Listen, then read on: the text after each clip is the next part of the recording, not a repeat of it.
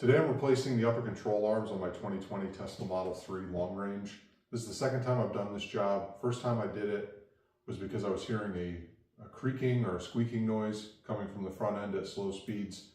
This time I was hearing a clicking noise under low speed acceleration and deceleration, and I could definitely tell it was coming from the front end. About a month ago, I rebuilt all the other suspension components and decided I wasn't going to do these because I had replaced them recently. Turns out 70,000 miles ago isn't so recent. So shortly after replacing the rest of the control arms, I started hearing this creaking noise. So I got a set of Moog upper control arms. I'd recommend getting some nice ones because I think this design is just poor and it lends itself to wearing out prematurely. So overall, not a bad job. It took me about 30 minutes to do each side, having done it before. Honestly, the worst part is getting this thing on jack stands. I didn't include it in the video because it's kind of ridiculous. You jack one side up, put it on a jack stand, and then I use the control arm on the front end to get it up in the air. I do not recommend that. This car was meant to be put on a 2-post lift, but I don't have one of those. But let's get into it. You will need to take out the frunk. To do that, there's a couple of bolts around here. This tray pops off. Just pull it up. Snaps right out. There is an extra bolt right there. You'll need to pull up on the edges on both sides. That'll pop out. Last two bolts, you can get your hand underneath here, pull it up, and this comes out. You need to disconnect that light, and then there's two more bolts right there. Once you got the frunk out, you gotta take these covers off here. Be careful, you will lose these. I think I have half as many as I'm supposed to have right now. You just stick your screwdriver in under the end. It pops up. That's when it might pop out, so be careful. And you can pull them out. Once you get that out, there's another one of these snaps that needs to come out so that this can come up. This one will probably, and I lost it. See? Told you. The Tesla manual says that this tray needs to come out to do this job, but you don't really need to. You can just kind of bend it up a little bit and access that bolt.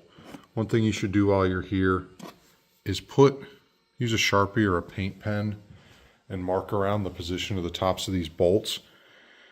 Tesla does not have an official camber adjustment. It uses the slop in those bolt holes to do it. So if you wanted to get an alignment done after you do this, probably be good. I don't care enough to do it, so I'm just going to use that Sharpie there. This car has 120,000 miles on it right now. I replaced these upper control arms at around 50,000 miles, and I didn't have any uneven tire wear or anything like that doing this method, so I'm just going to do it again this time, not bother with getting an alignment done. I decided that I wasn't going to tell you how I got this thing on jack stands because this is the sketchiest car to do it on, and I am not happy with the way I had to do it. So basically you need the front end on jack stands so both of the wheels are in the air, and then from there we'll move on. At first glance it looks like this is going to be an easy job. There's just a ball joint to remove, and then back there there's two bolts that hold that control arm on. Problem is there's not enough clearance with the bodywork to get that bolt out. So you need to lower the entire top of the strut mount. When I did this job the first time, I struggled with this. I didn't actually take the strut out. Since then, I've replaced the strut and realized how simple it is. So I'm going to remove the strut, and then this will come out real simple. The bolts up top, there's a 15 millimeter and 13 millimeter bolts that they used opposite corners. And then you got to take out the sway bar link there. And then at the bottom, there's a bolt that holds the strut on. So once we remove the strut, this top hat will come right out. Then you can pull this out, take the bolts out, replace it. These things kind of suck to get off. The plastic gets hard, and especially if you're doing it in cold weather, which is why this thing's covered in salt. To get this out, I've had success just hitting it with an impact and it comes right out. If it doesn't, and end up needing an Allen key and holding it and taking it out manually. If it doesn't come right out, put a little pressure on this with your jack and it will make it come out easy. Be careful, you might mess up the threads if you try to hammer it out or force it out. I was lucky enough that bolt came right out, and since it's jacked up in the air on both sides, there's no pressure on this, it comes right out. Before you fully take this apart, you want to pull these lines out here because otherwise it'll pull on it. My preferred method for getting these out is to pull it out enough that you can get a needle nose in and then kind of rock it back and forth and it'll pull out. So at this point I got the lower bolt for the strut out. I got this cable loose. Ball joint has been removed. Next step is to go up top and take out the 13 and 15 millimeter bolts that hold the strut in, and then this whole top hat will rock forward and you'll be able to get those bolts out. The easiest way to get access to these is with these ratcheting wrenches, because otherwise you can't really get a socket in there. So we'll go ahead and take those out.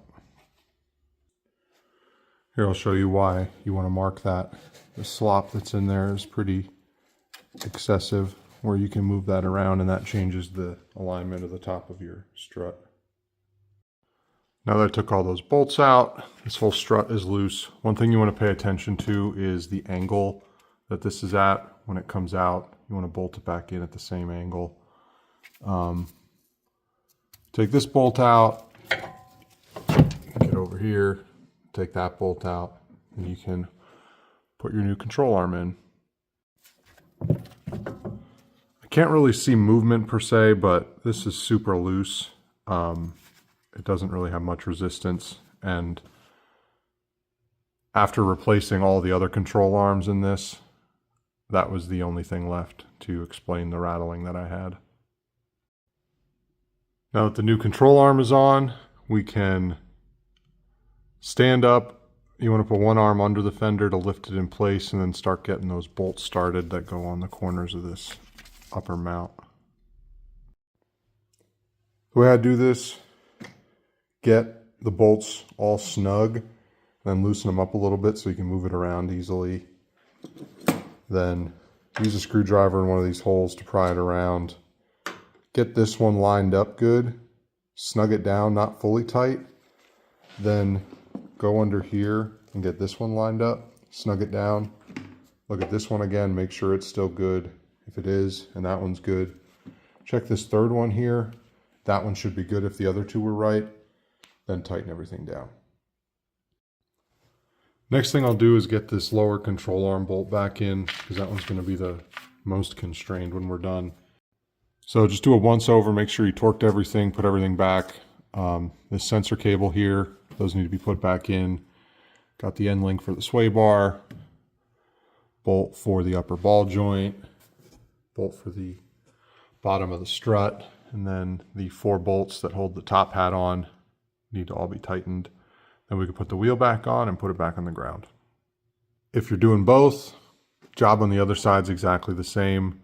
If you are not doing both, you still want to put the car up with both front wheels in the air, because otherwise getting that sway bar out is quite the task. First time I did this job, I did it that way because this car is so hard to put up on jack stands. If you do it that way, you're going to end up needing to use the jack to put some force on that sway bar so you can get that lined up each time, which is a real pain. But overall, taking out the strut, the lower bolts, and then the 4 at the top, this job, less than 30 minutes.